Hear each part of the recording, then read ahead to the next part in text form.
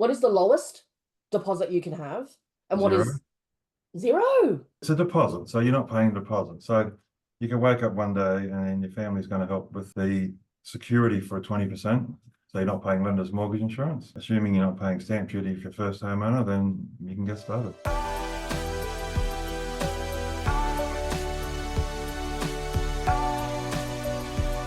Hey guys, welcome to another episode of the Crafting a Business podcast. If you listened to the episode before this, you will know that the reason why my camera is crooked is because I have a new tripod. I'm in China right now. I don't know how to set up the tripod because it's in Chinese, but I wanted to get on here and introduce my next guest. You guys have met him before. Kelvin Mason is a business friend of mine. He's a mortgage broker. But I wanted to get him on for a second episode to talk through a couple of financy things. And I say financy things simply because I do not know anything about this space.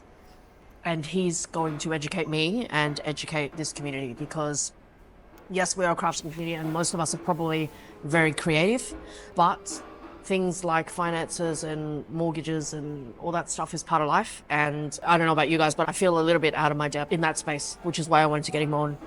I will say though that he is a professional, so he is a a mortgage broker, sorry. So any advice that is in this episode, just take it with a grain of salt and use it as a learning tool and an education tool, right? And if you had further questions, then reach out to him or speak to your broker. That's it. Hello from China. I'm sitting here in a Starbucks, so you probably could hear the background noise with my Frappuccino matcha latte, only because, again, I can't speak Chinese and I don't know what the apps are saying, and this is the only thing I could order. Fun times. But thanks guys for listening, and I hope you enjoy this episode. Hi, Kelvin. Hi, Deb. How are you? Happy Friday. Happy Friday. But like I Good know, Friday. so it's been a little while since we chatted, hey. Yeah. I think it was like a good month or 2 months ago that we first had this chat. Now, some time has passed, but I want to get you back because there's so many topical things, and selfishly, I have many questions. So that's why I wanted to get you back. But for those who are listening, welcome to the Crafting a Business podcast. This is season 2. And as you guys know, in season 2, we are going to be speaking to all different types of business owners, not just crafting businesses. Now, the reason why I wanted to get Kelvin back in is because you guys know he's a mortgage broker and he is really, really knowledgeable in this space and is being really lovely and generous with his time to help educate us. So here we go. First things first, like I don't know anything about houses and mortgages and all this. So, and I've seen this term thrown around like first homeowners. Now, I understand it's an issue because especially in Sydney, it's like crazy to get into the property market. Is that right? Yeah. Absolutely, yeah. Yeah. But then I also hear that there's so many like different grants and I don't know. Can you just give me a little bit of a background on what first home ownership is and then also what are the issues with it right now? Yep, FHO or first homeowner or first home buyer. Look, the hardest part in being a property owner is getting started, and that's the thing. And there is a lot of grants. The grants come with caveats, they come with limits, they come with limits on income, they come on limits on locations and property prices. States, governments, the federal government does the LMI waivers. So LMI is a bank fee you pay if it's over 80%. But if you This is insurance, right? LMI? bank, it's insurance for the bank's loan. It's nothing to do with the individual. Right. We do have insurance for mortgages separately, which is quite cost effective and covers death and trauma. That's what we offer as well, but that's not that part of the deal.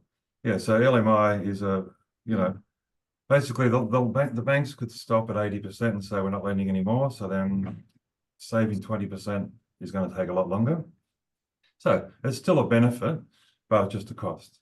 So let's just say someone's borrowing higher than 80%, they pay LMI, or the government steps in and says up to a certain figure for a house and land or a finished product, you can have a waiver if you meet these conditions. And like I said, one of them is income and one of them is location and property price.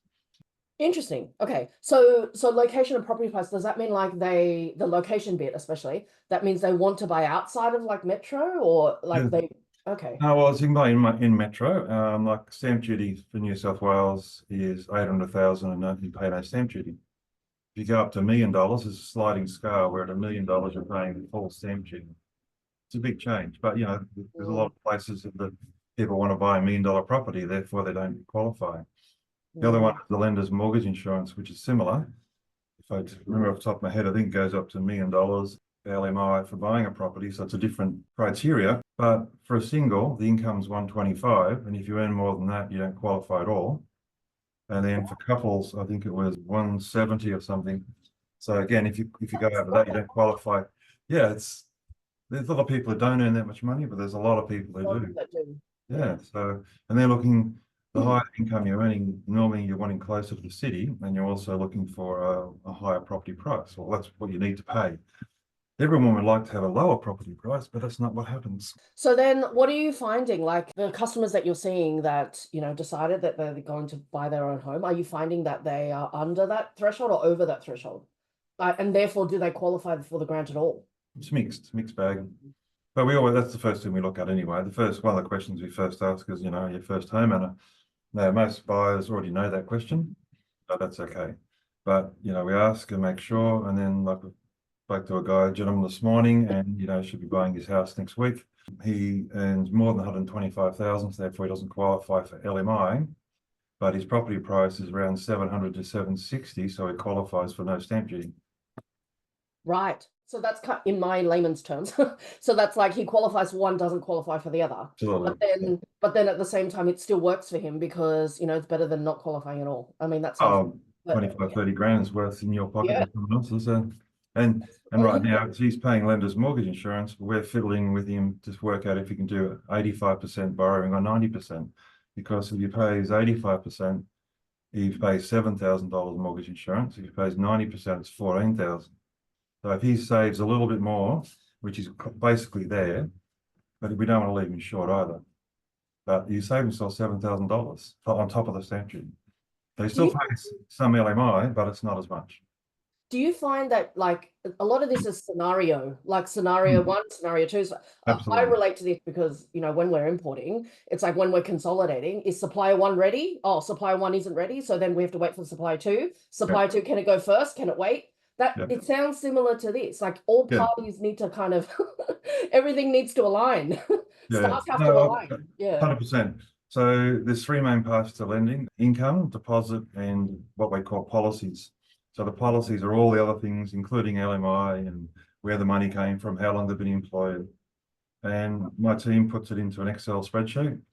So we have what we call the starting position, like a race starting position, and then we put down different lenders and look and see who might do the right, the best deal.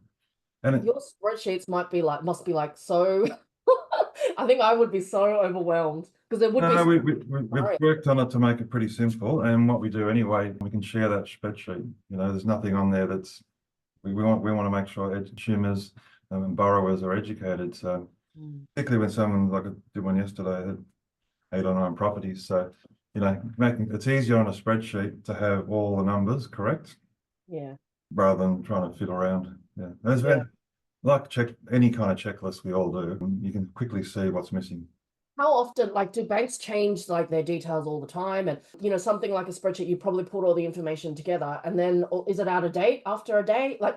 How often does that update? No, not a day, because rates haven't changed much for a little while. When they were changing every month, that was a real problem. They're not changing much now. So, we're hoping that they go down slightly next year. So that will make a slight difference. But then we've got a starting position.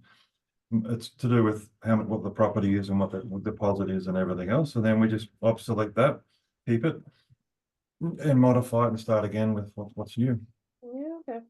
And tell me more about what is pre-approval? So is that when the bank kind of does an assessment based on your starting position, like how much you earn and all that stuff, expenses, all that?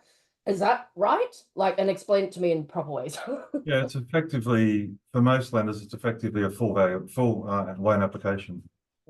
Some lenders do it by credit scoring in a few other ways. We tend not to do that because you just want to be 100% sure when you're giving someone advice you've got pre-approval. And we also then try and get the maximum value for that particular lender that we've chosen, so that if someone goes to find a place that's worth 700 and then it's suddenly 760, We don't have to go through the whole process again. Yeah. So then how does that work with like auctions? Because you never know where the price is going to end up. Well, that's where the advice always is. Mm. Work out what your maximum money is going to be and don't bet above it. Don't bet above it. Yeah. However, Emotions. when I was speaking to Emotions might have Bernadine something to do with it. yesterday, she was saying, she was saying to us the other day, she got a client after an auction that then was looking to get someone to read the contracts. Even that, the contract sealed, signed, delivered by the time you've got to an auction. Yeah, I was gonna. So Okay, so that's not the right way to do it. The order is, as soon as you're thinking, you go to a mortgage broker and a conveyancer, so you know that your team is ready. mm. And the conveyancer is a lawyer, right? The lawyer, but Yeah, specified in property. yeah.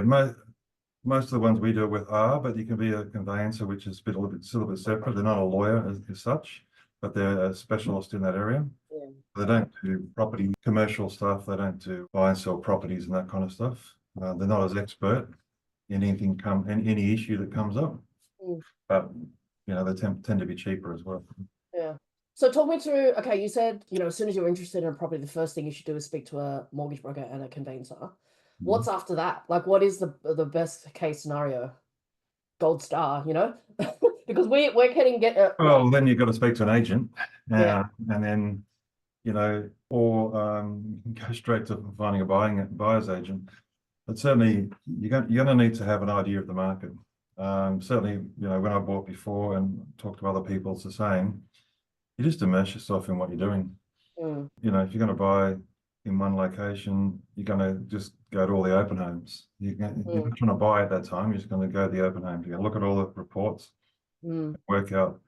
And after a short period of time, you can work out pretty quickly what the value should be when you walk somewhere else and say that they're asking X and it should be a lot less than that or a lot more than that. Or the agent, they're underquoting, so it's not going to go for one figure, it's going to go for $100,000 more. And you don't have that money, so you don't look at it. Yeah, okay. You kind of mentioned in that scenario earlier, there's different lending, is it deposit options? So you're Oh, talking yeah. about like 20% versus 10, whatever. Like what is the main, not main, what is the lowest deposit you can have? And what Zero. is zero? That got you interested. I didn't know that. Yeah. So zero is also called family guarantee Oh, okay. Now so it's a deposit. So you're not paying a deposit. So you can wake up one day and your family's going to help with the security for 20%. So you're not paying lender's mortgage insurance. Assuming you're not paying stamp duty if you're first homeowner, then you can get started. But assuming you have to be able to service the full amount of the loan. So an example of $800,000 loan, you have to service the $800,000 loan. Where if you're borrowing 95%, you're borrowing, servicing slightly less, or 90% or 80%. So wait, let me get my head around this. So this Yeah. is you like a guarantor. So your family member says that they're going to lend you the deposit. So someone still has to pay cash. There is a few different ways to do it. Okay. One is the most common is they're not actually lending you any money. They're just putting up their security as guarantor. Okay. Yeah, and that's good for lots of people. There is other options though. There is another option where someone can invest money. So there's the equivalent amount, the 20% in a fund and get paid. The person themselves then pays a nominal interest rate for their borrowing the 20%. But then what I understand it is you're not risking the house, and it's also better for intergenerational kind of things as well. People do split up, so that sort of thing helps better. So there is multiple ways to get the zero deposit. Yeah. There'd only be like 20% or even less people who would qualify because they don't have migrants to the country, etc., don't have it. And lots of people just don't have it. And that's really interesting. Like, I don't know how you retain all this in your head. Like, because it seems to me like the best thing to do is talk to someone like you, because then you'll be able to come up like, okay, I talk about this like in my marketing sessions, right? Sometimes I feel like I'm a bit of a doctor because I come in and then you tell me all the symptoms and what you're trying to do, and then I come up with a plan to help you with that. Yep. And I relate to this in this time it's a wish list. Yeah. And then you figure out the how. right? And that's where the scenarios kind of happen, which is, the spreadsheet and stuff It like is. that. It's a scenario when we build it and we then work out what we need to check. Mm, Because many times there's multiple things we need to check against the lender, just including how much time we've got to get the approval. mm. So then talk me through, you kind of mentioned lenders, like that's kind of the other side of the party, the other side of the situation. So all lenders are not made equal, I'm assuming, because I remember when I bought my first home, like because I had good income and stuff like that, but really only Combank wanted to talk to me. But that was, a good 8-9 years ago. So maybe things have changed. But talk me through a little bit about that, because sometimes I feel like we're at the mercy of them a I little know bit. a big, massive difference in lenders. Like Okay. an example was the other day where it was $800,000 for a couple. I just did a figurative couple. It was 900,000, 950 to $1 million when I was with other lenders, second tier lenders, and then it was 1.27 with another lender. So from 900 to 1.27 is a big difference. And that's why going to a bank who has one product doesn't make any sense. Look, it works for some people because their needs are simple and they've got big income and big deposit. But if we talk to poor credit people all the time. The big four will laugh at you if you have poor credit. Yeah. We have second tier lenders who don't even look at your credit file. Really? Yeah. So that's to do with the credit score. If you have late payments and things, there's other, basically third tier people who will look at you. And once you're back and after a period of time and you've got your house and you're in and you're paying it, then we can refinance and get you back to a lower rate. Okay. So what's the trade-off there? It sounds a bit like, in my layman's terms, a little bit dodgy. Like, you think, and maybe this is, this goes back to marketing in terms of brand, right? Like, I know the big four, so therefore I feel like I can trust them. But then when someone else comes into play that might not be an established lender, but still they can service me and offer, everything that I need in terms of my situation. What do you think about there? Like, are there dodgy ones? Really easy. Once you've got their money, that's it. If you got your house, that's it. What can they do? Yeah, okay. So you then paying your bills? No, it's not quite that simple. But so there's two forms of accreditation in Australia for lenders. One's APRA. They're all the big ones you see who have to pay deposits from people. That's the only differentiation. The other ones are all licensed by ASIC, and they do credit, but they just don't take deposits. They're all licensed. There's hundreds of them. We were 60 something, but they're all licensed. They're all have to have a certain amount of equity and all the other things. One of the lenders we use locally is Australian-owned bank. You won't just know them much because you don't take deposits, so you won't hear them. Okay. Doesn't matter. Okay. See, this makes me a little bit nervous because I don't understand much about this space. But if No, anything, but ASIC and APRA are both, every lender, you just don't, people in the news all the time doing the wrong things. That's ASIC and APRA coming down on them and making sure they've done the right things. okay. So like I have my own credit license now, so you've got to jump through hoops to get that. And there's a lot of regulations, there's a lot of compliance, how to talk to customers, what you've got to do, provide privacy, how you secure everything. Cybersecurity is a big one at the moment. So, and then every lender has the same thing. So we're all got the similar. Okay, that makes me feel better.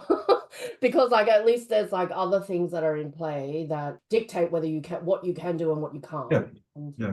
Yeah. In the end, you just need to know that you can get it, and it's fully regulated in Australia. I mean, we're a pretty lucky country, very regulated, and no issues with it. With it. Okay.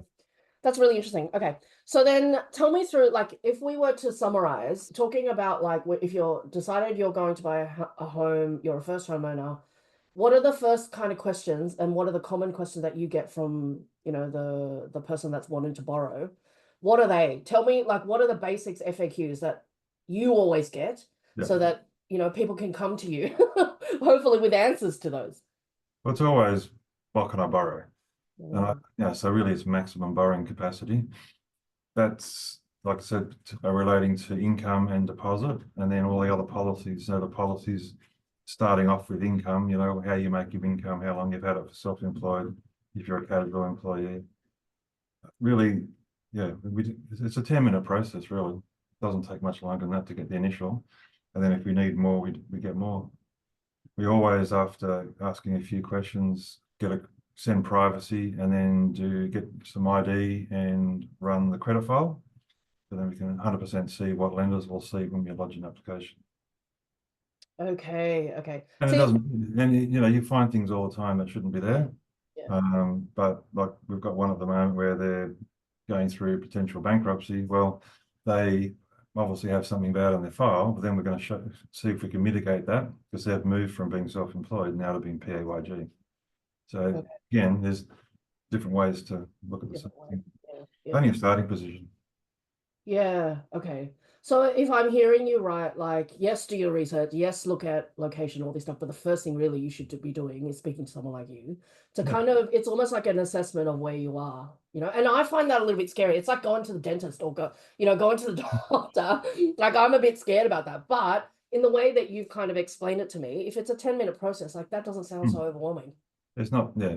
And it's always funny when you see couple trying to buy a place and you can see it's very expensive. It's the maximum they can get, and then bit by bit they move suburbs and move what they're doing, and they get something that's a lot more reasonable.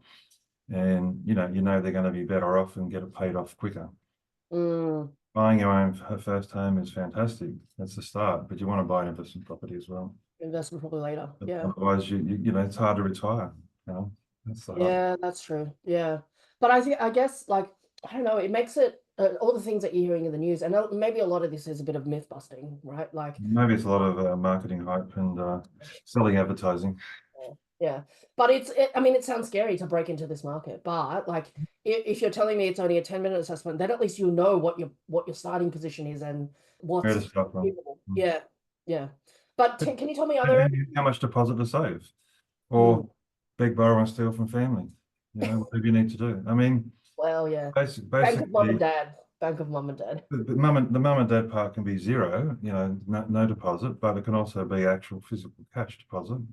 And if it's been in your bank for a period of time and you keep saving, where that money came from doesn't show up in the lender. So therefore, you've got your deposit.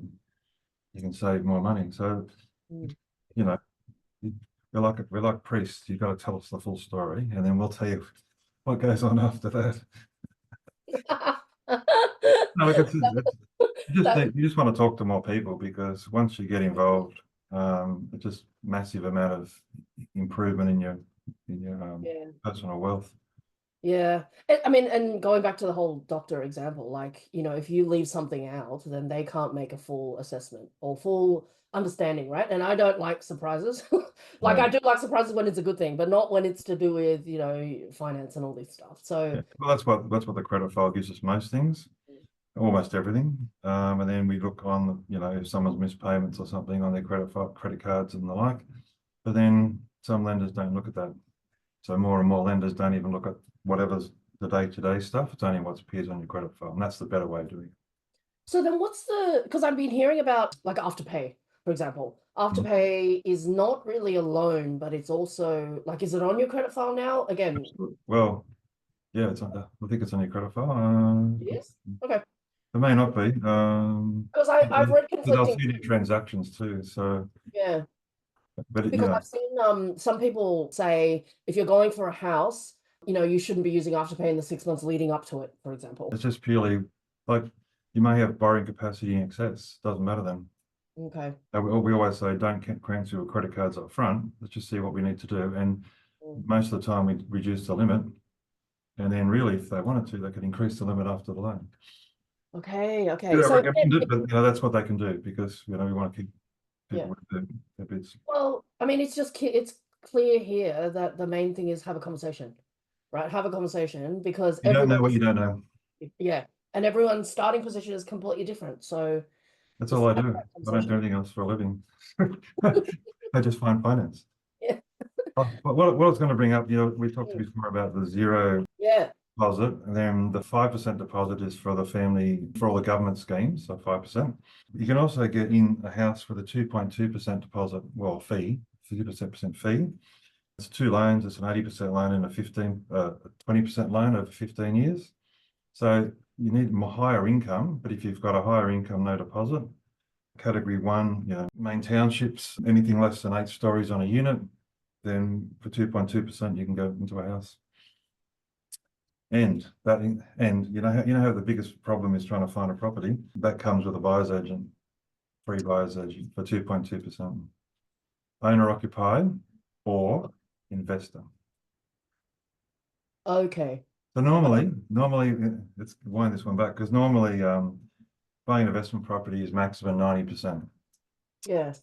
If you've got one owner occupied and you want to buy an investment property, we can still do this 2.2% loan to 100% finance if you've got the servicing. And that includes a buyer's agent who will look around the country and find a property for you. Again, if you're an owner occupier, they'll work with you as well. Wow. Okay. See, all these options I didn't even know existed. And it goes Many back to options. have a conversation. Yeah.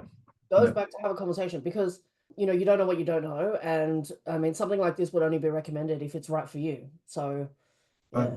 That's we're legally obliged to do that. We can't do anything else. We've got to give you options. Yeah. There's a lot of options. The 2.2% definitely works for people. A lot of migrants coming into the country with good incomes. Or transferred in. Might be expats coming home. Could be anyone really, but it's just the income. Okay. Just Well, I feel like I've learned a lot from you, Kelvin, and to be honest, my mind is a bit I don't think I can retain anything else. Your mind's gone. That's what happened here. But is there anything else that you want to talk through, especially someone that might feel a bit overwhelmed, first homer, doesn't know how to break into this property business, all this stuff? What would you tell them? Yep. So on my website, buyinvestlive.com.au, there's a series of, it's the top 100, what I call smart series, top 100 questions that brokers have been asked. As of yesterday, we're only up to posting 58, so there's a lot more to go. But if you have a look, you can just go and have a look at the whole lot. Huge different range of things. The other one is we're just about to launch our new newsletter next week for the BuyInvestLive brand. So anyone who isn't on the newsletter list should sign up on the website or give us a call. And if you haven't got this yet, Kelvin's actually a really nice guy. So just pick up the phone and call him, and maybe he'll talk you through some of this, right? No, not maybe, he will. Because no, I will. Yeah. I can tell that you know a lot about this, and if anything made me feel a little bit calm about this, right? Because this is quite overwhelming for someone like me that doesn't know anything. We'll get you a really obscure lender next time that make you really happy. Just because of this? Just because you asked for it. They get the maximum borrowing capacity. It's lenders you haven't necessarily heard of. And they're all licensed, and we do lending billions of dollars with the lending. It's a very exciting industry to be in. And I think there's a lot's changing, and that's why I had to kind of have you back, because we wanted more up-to-date information, and ultimately out of all of this, I just want to arm you guys with information so that you can make the best decision. Right. So, if it means that, you learn from Kelvin, you learn from anybody else that's kind of in this space, gather all the information so that you can make a better decision for you. Cool. Excellent. All right. We'll talk about self-employed next time. Yes. See, we have to have episode 3 now, or whatever episode we're up to. The next part 3 of Kelvin's finance series. Let's call it that. Sounds good. All right. Thanks. Thanks, Deb.